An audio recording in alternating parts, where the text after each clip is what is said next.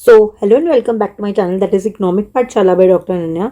आज हम बात करने वाले हैं about the economic current affairs for the month of April, that is 27th April to 30th April. So बात करें तो सबसे पहली न्यूज़ हमारी है that IIP output hits a 5 month low of 4.1% in मार्च।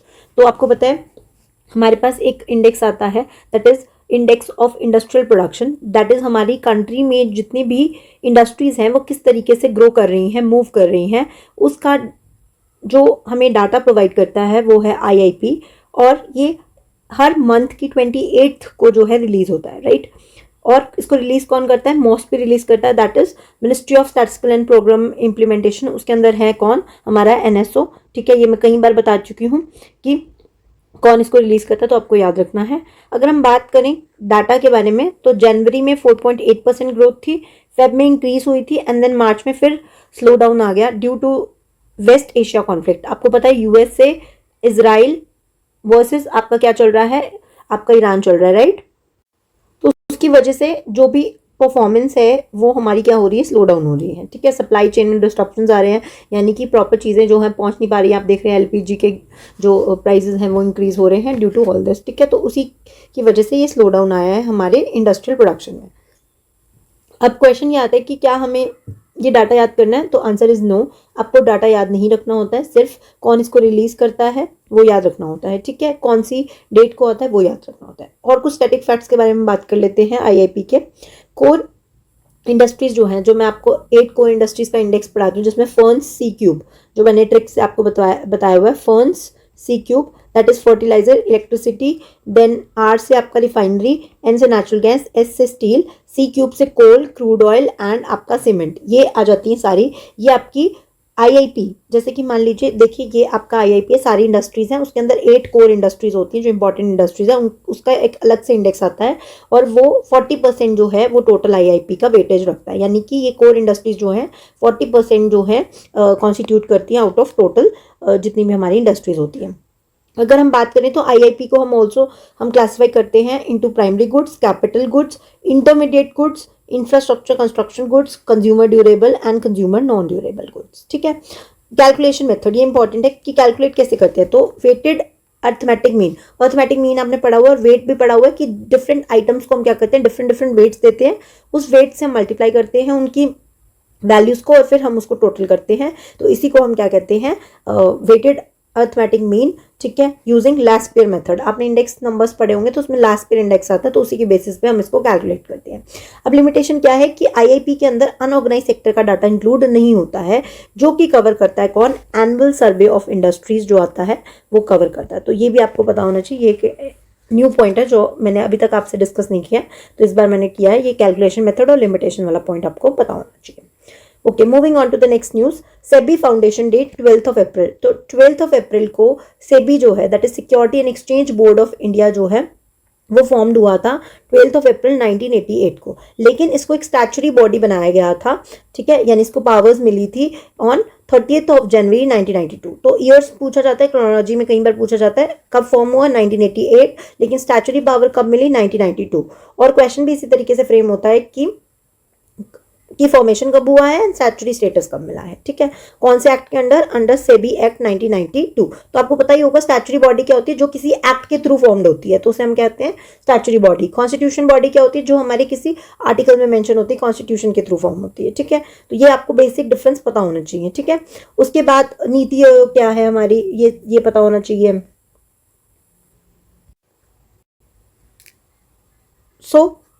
अगर हम बात करें तो ये जो 12th ऑफ अप्रैल को सेबी का 38 फाउंडेशन डे था एंड इस इवेंट को अटेंड किया था हमारी union finance minister that is Nirmala Sitharaman ने।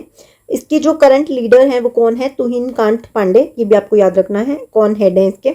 और सेबी से पहले, यानी कि security and exchange board of India, जो भी हमारी सिक्योरिटीज होती हैं उसको रेगुलेट करने का काम कौन करता है? सेबी करता है। ठीक है, उससे पहले कौन था?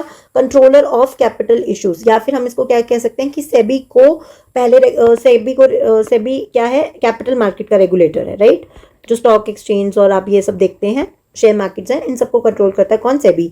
ठीक है, अब सेबी से पहले कौन था regulator? Controller of capital issues. ये क्वेश्चन बन चुका है।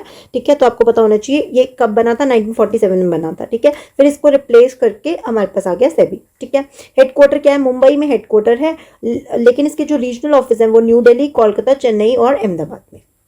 Okay, moving on to the next point जो है फाउंडेशन डे से रिलेटेड। तो जैसे मैंने आपको बताया कि इसका इवेंट हो रहा था, 38 फाउंडेशन डे था, और उसमें निर्मला सीतारमन जो हमारी फाइनेंस मिनिस्टर है वो आई थी। उन्होंने अपनी स्पीच दी, प्लस उन्होंने एक मिशन लॉन्च किया, दैट इज मिशन जागरूक। अब नाम से समझ में आ रहा है जागरूक। जागरूक means to aware, to make people aware. अब किसके बारे में? जो भी इन्वेस्टर हैं, जो भी शेयर्स में, डिफरेंट डिफरेंट शेयर्स में इन्वेस्ट कर रहे हैं। अब आपने देखा होगा कि कोई भी अगर आप यूट्यूब चैनल खोलते हैं, जैसे कि अगर आप देखेंगे तो बहुत सारे लोग बैठे हैं और वो फ्री की सलाहें दे रहे हैं, like they are telling you कि ये वाला आप स्टॉक खरीद सकते हैं या नहीं खरीद सकते विदाउट एनालिसिस। तो उन सबको रेगुलेट करना, ठीक है, और प्लस अवेयर करना लोगों को, ये सब किसका काम है?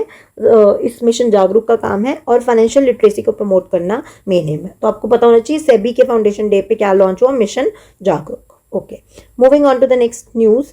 UAE leaves the OPEC. OPEC क्या है? आपको पता होगा, ओपेक एक हमारा कार्टेल है, basically organisation of petroleum exporting countries. आप यहाँ पे देख सकते हैं, organisation for petroleum exporting countries. ठीक है, जो फॉर्म हुआ 1960 में। इसका हेडक्वार्टर कहाँ है? ऑस्ट्रिया के वियना में। ठीक है, अब इससे पहले जो था इसका हेडक्वार्टर था बगदाद, इराक के बगदाद में। फिर 1969 में इसको शिफ्ट कर दिया गया, और ये कहाँ पर आ गया? ये आ गया ऑस्ट्रिया के वियना में। अब कहाँ पे है? वहीं ऑस्ट्रिया में ही है। ठीक है, इसके फाउंडिंग मेंबर्स कौन से हैं? Venezuela, Iran, Kuwait, Saudi Arabia and Iraq. तो इसको याद करने की आप ट्रिक है विक्स। ठीक है, विक्स आप सबको पता है, काफी फेमस ब्रांड है। तो वी से वेनेजुला, इराक, ईरान, के से कुवैत और एस से सऊदी अरेबिया। अब क्वेश्चन आता है कि मैम ये कैसे याद रखें कि वेनेजुला है? तो बेटा इतना तो आपको मतलब बेसिक नॉलेज रखनी पड़ेगी कि हमारी जो ऑयल एक्सपोर्टिंग कंट्रीज हैं वो बेसिकली कौन सी होती हैं? जो मिडल ईस्ट में, राइट? तो उसके बेसिस पर we have this. Now we have total members 12। ठीक है, अब क्योंकि यूएई ने छोड़ दिया, क्विट कर दिया इस कार्टेल को, तो अब कितने मेंबर्स हो गए? 11। तो अब आपसे कोई पूछे इसमें कितने मेंबर्स हैं? 11 मेंबर्स हैं। ठीक है, ओपेक प्लस एडवांस्ड वर्जन है कह सकते हैं, या एक एडवांस कार्टेल है, जिसमें क्या है? ऑयल एक्सपोर्टिंग कंट्रीज हैं, लेकिन इसमें 12, यानी कि अब अगर हम इसको देखें तो ये भी कितने हो जाएंगे? 21 हो जाएंगे। ठीक है, तो 12 मेंबर्स वो वाले जो इसमें हैं ओपेक में, प्लस 10 जो है एक्स्ट्रा मेंबर्स हैं। ये फॉर्म हुआ था 2016 में। मेंबर्स आते हैं Azerbaijan, Bahrain, Kuwait and Russia. ठीक है, और इंडिया इंपोर्ट कहाँ से करता है ऑयल को? इराक से, ईरान से, सऊदी से और यूएई से। ये 4 जगह हैं जहाँ से हमारा जो है इंपोर्ट होता है ऑयल का। ओके, तो दैट्स वाई हमारा डिस्ट्रप्शन हो रहा है ना, क्योंकि ईरान में वॉर चल रहा है, इसलिए हमारे को ऑयल इंपोर्ट करने में भी इश्यूज आ रहे हैं। ठीक है, तो अब क्वेश्चन आता है कि यूएई ने कार्टेल ग्रुप को, इस कार्टेल को, ओपेक कार्टेल को छोड़ा क्यों? तो रीजन ये बताया है कि ये लोग क्या करते थे, जो ओपेक वाले हैं वो क्या करते हैं? वो सप्लाई को रिस्ट्रेन करते हैं, यानी सप्लाई को रोकते हैं, ताकि प्राइजेस को वो क्या कर सके? अपने अकॉर्डिंगली फ्लक्चुएट कर सके। अब इसी चीज़ को मतलब इसी चीज़ से परेशान होकर यूएई जो है वो कहता था कि I don't want that quotas, मतलब कि मैं ये नहीं चाहता कि हम इतना ही सप्लाई करें या हम किसी के कहने से चले। हमारे पास अपने नेचुरल रिसोर्सेज हैं, और हम जितना चाहें हम उतना ऑयल सेल करेंगे। हम उसको मोनेटाइज करना चाहते हैं, उससे हम पैसे कमाना चाहते हैं, तो हमारी मर्जी है, हम जितना चाहें हम उतना सेल करें। We don't want any one restriction कि हमें कितना सेल करना और कितना नहीं। तो दैट्स वाई उन्होंने इस ग्रुप को क्या कर दिया? छोड़ दिया। ठीक है, तो this is what have written. तो यही थी हमारी next news. Moving on to the another important news, that is EPFO to launch e-Prapti portal for old PF portal। अब EPFO क्या है? एम्प्लॉयमेंट प्रोविडेंट फंड ऑर्गेनाइजेशन, पता होगा सबको, जिसमें क्या है? उन्होंने क्या लॉन्च किया? ई प्राप्ति। ई प्राप्ति क्या है? EPF employment provident fund Aadhaar based access portal for tracking inoperative accounts. तो आपको पता है इन ऑपरेटिव अकाउंट्स क्या होते हैं? ऐसे अकाउंट्स जिनको बहुत टाइम से यूज नहीं किया गया। ठीक है, ऐसे अकाउंट्स को ट्रैक करने के लिए उन्होंने एक पोर्टल बनाया है। जैसे कि अगर आपको पता हो, आपने, अगर आप मेरे से पढ़ रहे हैं इस करंट अफेयर्स को, तो आरबीआई ने एक डेफ अकाउंट बनाया हुआ है,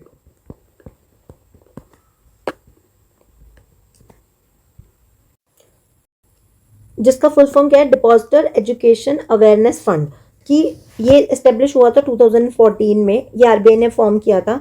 यानी जो भी लोग हैं जिनका बैंक अकाउंट 10 साल से इनऑपरेटिव पड़ा है, उसके जो भी अनक्लेम डिपॉजिट है, यानी कोई भी नहीं आया अपने पैसों को क्लेम करने, उसको अगर 10 साल हो गए ऐसे अकाउंट्स को, उस अकाउंट का पैसा आरबीआई क्या करता है अपने हेड ऑफिस में यहाँ पे जो भी ये उन्होंने फंड बनाया इसके अंदर वो इकट्ठा कर लेते हैं। अगर कोई आता है तो वो अपना पैसा विड्रॉ करवा सकता है इसमें से, अदरवाइज वो पैसा इसी में डिपॉजिट हो रहे हैं जितने भी अनक्लेम डिपॉजिट है, जिन्होंने किसी ने भी उनको क्लेम नहीं किया। तो सिमिलरली ऐसे अकाउंट्स जो कि इनऑपरेटिव हैं उनको ढूंढने के लिए, जिनके कोई जैसे आप मान लीजिए आप एम्प्लॉय हैं, आपका कोई ऑलरेडी इनएक्टिव पीएफ अकाउंट था, आपको याद ही नहीं है, तो उन सबको ढूंढने के लिए उन्होंने क्या बनाया है, ई प्राप्ति। तो इसका फुल फॉर्म इंपॉर्टेंट बन जाता है, that is EPF Aadhaar based access portal for tracking inoperative accounts. ठीक है।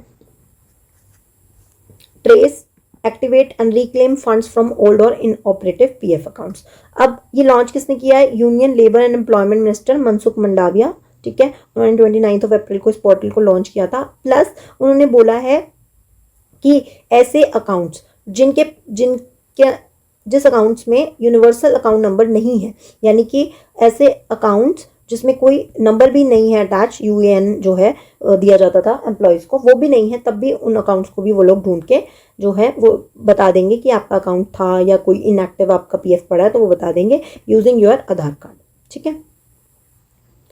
अब हम ईपीएफओ की बात करें तो इस्टेब्लिश हुआ है इन 1952, functions under employees provident fund and miscellaneous provision act 1952। ये किसके अंडर आता है, under ministry of labour and employment. ठीक है, पूछ सकते हैं आपसे, एक ऑर्गेनाइजेशन है तो उसके बारे में पूछ सकते हैं, क्योंकि एक्ट के थ्रू बनी है तो कैसी होगी, स्टैट्यूटरी बॉडी होगी, राइट, ये भी आपको पता होना चाहिए। NITI Aayog launches DPI, that is digital payment infrastructure @ 2047 road map for विकसित भारत। तो आप सबको पता है कि हमारी आज़ादी को 100 साल पूरे हो जाएंगे इन 2047, और हम चाहते हैं कि तब तक हम क्या बन जाए, एक विकसित भारत बन जाए, यानी कि we want to be a developed nation, right, by 2047। तो उसी के लिए हम बहुत सारे स्टेप्स करते रहते हैं और न्यूज़ में आता भी रहता है विकसित भारत से रिलेटेड। तो नीति आयोग ने इन पार्टनरशिप विद एक स्टेप फाउंडेशन एंड डेलॉयट उन्होंने अनवील किया है क्या, डीपीआई @ 2047 फॉर विकसित भारत। ठीक है। अब इसका मेन एम क्या है कि डिजिटल पेमेंट इंफ्रास्ट्रक्चर को स्ट्रेंथन करना। ठीक है, उन्होंने डीपीआई 2.0 लॉन्च किया है एंड 3.0 2035 से 47 के लिए वर्क करेगा। अभी जो 2.0 लॉन्च किया है वो 25 से 35 के लिए, ये अनाउंस पहले हो गया था, इन द दिसंबर अनाउंस हो गया था, अब इसको बेसिकली लॉन्च किया गया है। तो it focus on enhancing the livelihood opportunities by removing structural constraints in the key sectors like MSME, agriculture and health. तो बेसिकली डिजिटल पेमेंट इंफ्रास्ट्रक्चर को बेटर करना है। ठीक है, ओके। तो इसको रिलीज किया था सुमन बेरी, जो वाइस चेयरमैन है नीति आयोग के। ठीक है, ऑल्दो चेंज हो चुके हैं बट अभी विद इफेक्ट फ्रॉम नहीं आए, तो इसलिए सुमन बेरी को ही हम कंसिडर करेंगे। And Ajay Kumar Sood, principal scientific adviser. मैंने आपको बताया था new name of the vice chairman, आप बताएंगे नीति आयोग के कौन है new vice chairman in the comment box. Okay, so this is all about this news, not so important, बस ठीक है थी तो मैंने सोचा आपको बता दूं। Next is 27th edition of report men's and women in India 2023 released by MoSPI. It's 2025, I am sorry for that, ये 2025 है। 27th एडिशन जो है वो ministry of statistical and programme implementation जो है उन्होंने रिलीज किया है, women and men in India 2025 selected indicators and data. ये रिपोर्ट का टाइटल है। इसमें बेसिकली क्या बताया गया है, अच्छा कहाँ से रिलीज हुई है पहले आपको ये पता होना चाहिए, इन भुवनेश्वर उड़ीसा, और officially release on 29 April 2026 at national deliberative summit. ठीक है, तो जैसे 2023 वाला जो एडिशन था, 25th एडिशन, वो 24 में रिलीज हुआ था, 26th एडिशन 24 में, और 24 का इन 2025, और 27th एडिशन जो है वो 26। तो देखिए कितना इजी है याद करना, 25th एडिशन 2024 में आया, 26th एडिशन 25 में आया, और 27th एडिशन 2026 में आया। ठीक है, ओके। सो इस रिपोर्ट में बेसिकली बताया गया, इसमें बहुत सारा डाटा था इस रिपोर्ट में। द इम्पोर्टेंट थिंग्स जो आपको याद रखनी है वो मैंने यहाँ पे मेंशन कर दी है, ये 5 पॉइंट्स आपको याद रखने हैं। Sex ratio at the birth, की बॉयज़ का कंपैरेटिवली गर्ल्स कितनी है हमारी कंट्री में, वो इम्प्रूव हुआ है फ्रॉम 904 टू 917। हेल्थ जो है that is infant mortality rate, जब भी एक बच्चा पैदा होती है उसकी अगर डेथ हो जाती है विद इन 28 डेज, इसको हम बोलते हैं इन्फेंट मोर्टालिटी रेट, और वो भी डिक्लाइन हो रहा है सिंस 2023। पॉपुलेशन प्रोडिक्शन जो है वो है कि हमारी जो पॉपुलेशन है वो एक्सपेक्टेड है कि बाय 2036 वो पहुंच जाएगी 152.2 करोड़, ठीक है। विद फीमेल जो है उसका 48% शेयर होगा टोटल में। एनरोलमेंट जो है स्कूल्स में बढ़ा है, 30.2% से इंक्रीज हुआ है, और जेंडर डिस्पैरिटी कम हुई है, दैट इज मेल और फीमेल का जो गैप है वो कम हुआ है, और कितने परसेंट से हुआ है, 14.4% से। सो this is the last news of the session. अगर आपको अब कोई भी न्यूज़ समझ नहीं आती है, कोई भी डाउट है, तो आप मुझे बता सकते हैं नीचे कमेंट बॉक्स में, ठीक है। और कोई सजेशन है तो भी आप लिख सकते हैं। मोर ओवर, अगर आपको पीडीएफ चाहिए, जो भी ये मैं पढ़ाती हूँ कंटेंट, उसकी पीडीएफ चाहिए, तो आपको वो सारी पीडीएफ आपको मिल जाएंगी मेरे टेलीग्राम चैनल पर, that is economic Pathshala by doctor Ananya. मैं नीचे वीडियो के कमेंट बॉक्स में, डिस्क्रिप्शन बॉक्स में भी ये डाल दूंगी, या कमेंट बॉक्स में पिन कर दूंगी, ताकि आप वहाँ से जाकर जो है इसको ज्वाइन कर लीजिएगा, ताकि आपको जो भी अपडेट्स होती हैं रिगार्डिंग, अगर मैं कोई भी वीडियो अपलोड करती हूँ वो सब, या फिर कोई पीडीएफ है या कोई इंपॉर्टेंट इन्फॉर्मेशन है, तो भी मैं वहीं पर शेयर करती हूँ। सो आई होप आज का सेशन आपको पसंद आया होगा। Till then, thank you and bye bye.